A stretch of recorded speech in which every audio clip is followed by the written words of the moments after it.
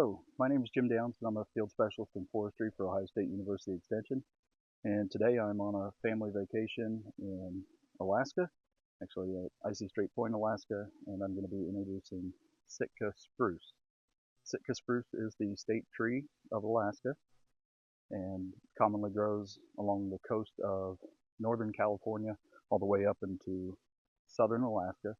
This is a tree that gets a lot of its moisture from clouds, and so it is very heavily dependent upon clouds and rain coming off of the Pacific Ocean. You're only going to find this tree usually within about 40 or 50 miles of the coast. As far as how large these trees can get, common for these at maturity to get somewhere around 3 to 5 feet in diameter. However, they can get exceptionally larger than that, with the largest ones reported being just under 20 feet in diameter.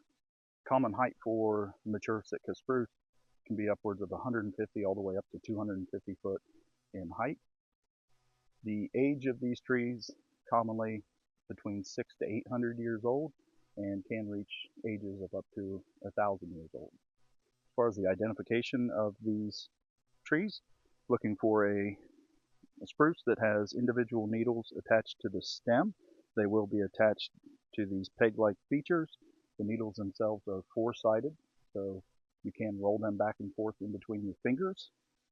The needles are sharply pointed and scattered spirally around the stem.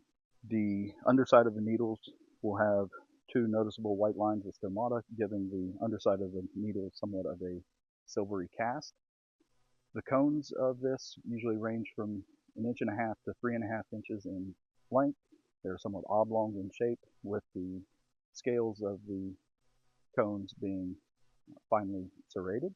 The bark on this tree is fairly thin and scaled, much more finely scaled at younger ages, and gets to be much larger scales as time goes on. This tree usually does a poor job of self-pruning, so a lot of times in Sitka spruce stands you will see lots of low branches, dead branches hanging on to the tree because of the moisture that's contained in the areas where these trees grow. Many times you'll see lots of lichens or mosses hanging on to the branches. This is an extremely important timber tree all throughout its range, good for a wide variety of uses.